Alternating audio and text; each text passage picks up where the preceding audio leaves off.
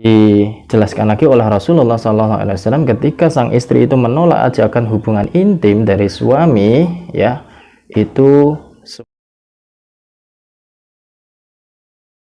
Bismillahirrahmanirrahim. Assalamualaikum warahmatullahi wabarakatuh. Bismillahirrahmanirrahim. Alhamdulillah wassalatu wassalamu ala Rasulillah Muhammad bin Abdillah wa ala alihi wa sahbihi wa mawalah, amma ba'da. Apa kabar sahabat santri semuanya dan pendukung channel Al-Hadafi? Semoga kita semua selalu dalam lindungan Allah Subhanahu wa taala. Pada kesempatan kali ini saya akan melanjutkan kajian kitab Qurratul Uyun. Bismillahirrahmanirrahim. Qala al-mu'allif rahimahullah ta'ala wa nafa'ana bihi wa bi ulumihi fid dharain amin. Bismillahirrahmanirrahim. Wa qadalan mutusi sapa Sayyidina Umar rupane Sayyidina Umar radhiyallahu anhu bimaradin kelawan sambanan fi dhuhri ing dalam sasucinan lianahu karana satamene zawud yuhbinuha iku bisa ngedonake sapa zawud yuhassinaha lan ngreksa sapa zawud ing zauja. Jadi ini adalah menyambung video yang kemarin ya, video yang sebelumnya ya, bahwa di sini Sayyidina Umar radhiyallahu anhu itu berkata ya, kalau Sayyidina Umar melakukan hubungan intim itu dalam satu kali sucinan istrinya ya. Jadi dalam satu kali suci istrinya itu beliau baru melakukan hubungan intim. Berarti kalau dalam satu kali sucinan itu minimal adalah 15 hari, maksimal adalah 22 sampai 23 hari. Nah itu berarti kalau kita lihat minimalnya yaitu adalah 2 minggu. Sayyidina Umar melakukan hubungan intim adalah jaraknya 2 minggu sekali atau bahkan 3 minggu sekali, itu menurut Sayyidina Umar ya. Nah, kenapa kok Sayyidina Umar sampai melakukan hubungan intim satu kali dalam 2 minggu atau satu kali dalam satu sucinan haidnya istrinya ya? Itu karena bertujuan untuk menghamili sang istrinya dan menjaga kebugaran istrinya. Itu tujuan utama dari Sayyidina Umar. Jadi tergantung tujuan suami masing-masing ya untuk melakukan hubungan intim berapa kalinya dalam sepekan atau dalam 1 minggu. Naam, iya bener, yuhbiluha wa yuhassinaha.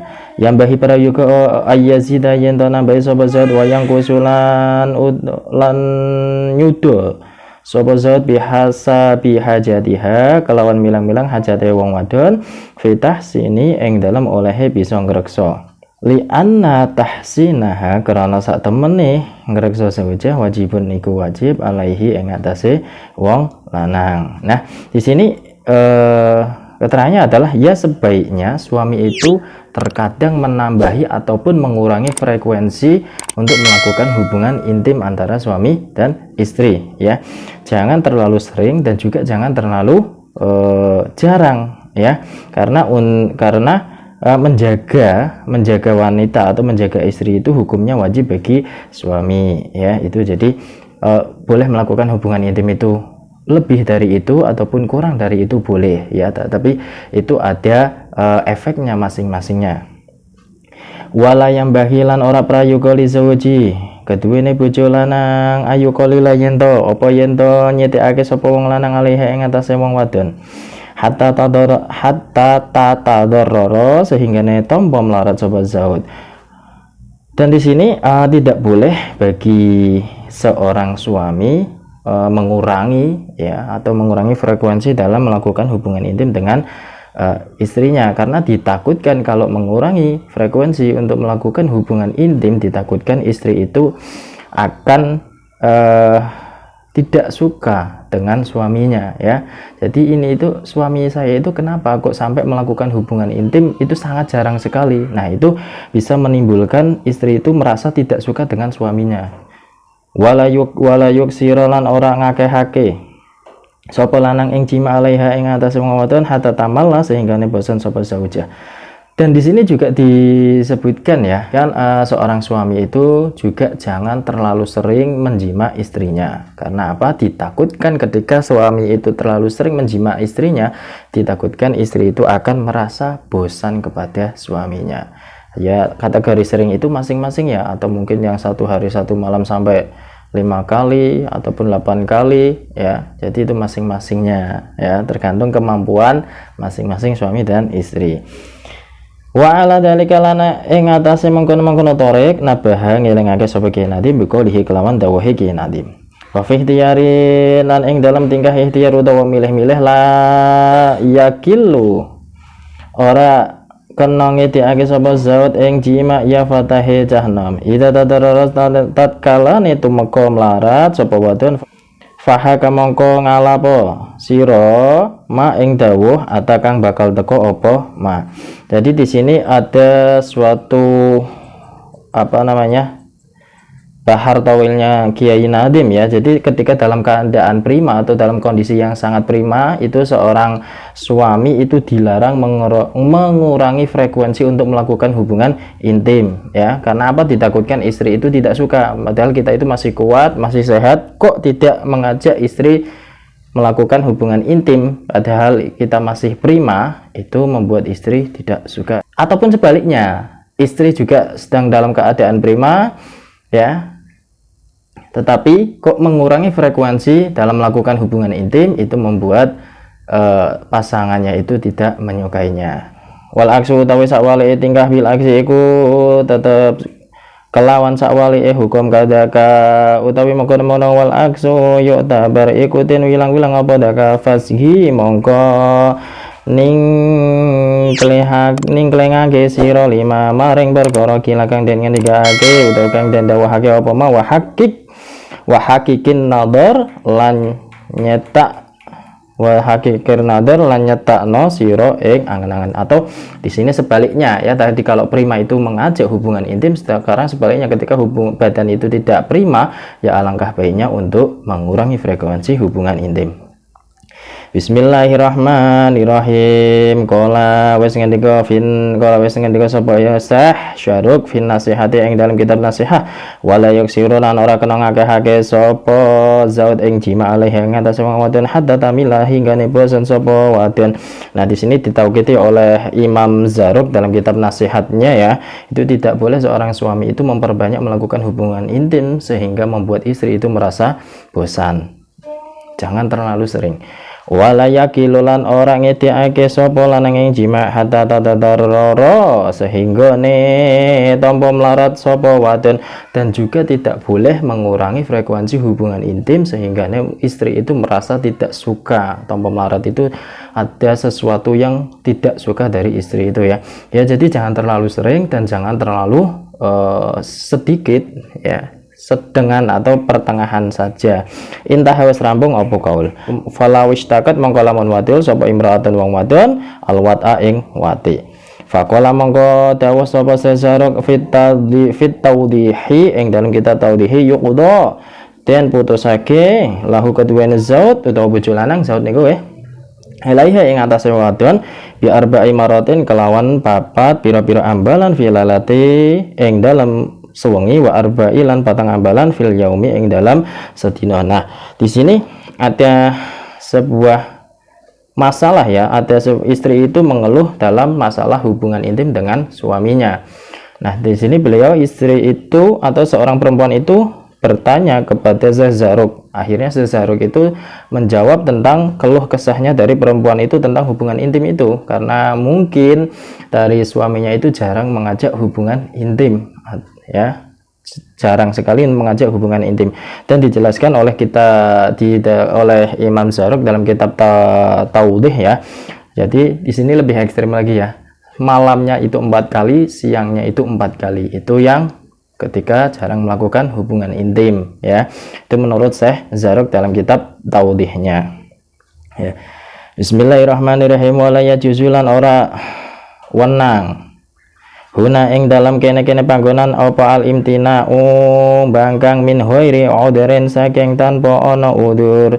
Nah di sini tidak boleh menolaknya ya, pasangan itu tidak boleh menolaknya ketika suami ataupun istri untuk mengajak hubungan intim kalau memang tidak ada udur yang benar-benar menghalangi melakukan hubungan intim ya, semisal apa haid dan sebagainya, itu tidak boleh untuk menolaknya.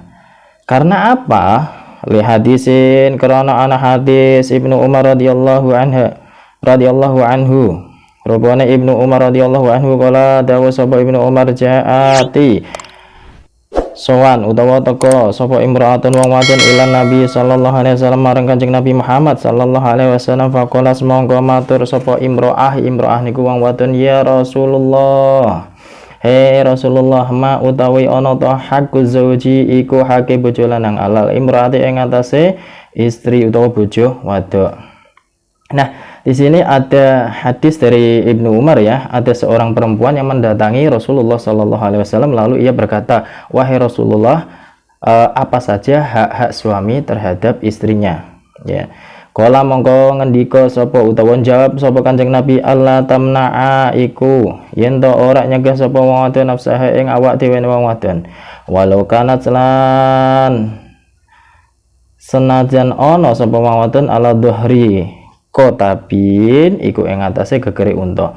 Nah, di sini Nabi Muhammad Shallallahu Alaihi Wasallam itu menjawab istri itu tidak boleh menolak ajakan suami untuk melakukan hubungan intim walaupun di atas unta. Jadi kalau ketika itu suami itu sudah mengajak hubungan intim atau jima pada istri, ya istri itu dilarang untuk menolaknya. Dan di sini dicontohkan Nabi itu walaupun sedang berada di atas onta atau kalau sekarang itu kendaraan ya, walaupun di atas kendaraan itu seorang istri itu tidak boleh menolaknya. Kenapa kok sampai seperti itu? Wa qaulihi lan dawuhe Nabi alaihi salatu wasalam, idza da'a tatkala ngajak sapa rajulan wong lanang saujatahu ing bojo wadone rajul ila firasyaha maring lemeke wadon fa'abat mongko bangkang sapa zaujah min dalika sake mongkono pengajake wong lanang la'anat sah mongko nglaknati ha ing zaujah sapa al malaikat pira-pira malaikat hatta tusbiha sehinggone isu-isu sapa zaujah. Nah, di sini dijelaskan lagi oleh Rasulullah SAW ketika sang istri itu menolak ajakan hubungan intim dari suami ya, itu semua malaikat itu melaknat perempuan tersebut sehingga waktu subuh itu datang ya. Jadi sangat berhati-hati ketika malamnya suami itu mengajak istri untuk melakukan hubungan intim, lantas istri menolaknya, dia dilaknat oleh malaikat sampai waktu subuh. Walai salan ora ono minal udri saking udur khaufuha utawi kuwatire wong wadon ala waladiha ing atase anane ing atase anake wong wadon ar-radhi' kang isih nyusuli anna karena satemene li anal mania karena satemene mani yuksiru iku bisa ngakehake Allah bana ing pira ing puan itu susu ya.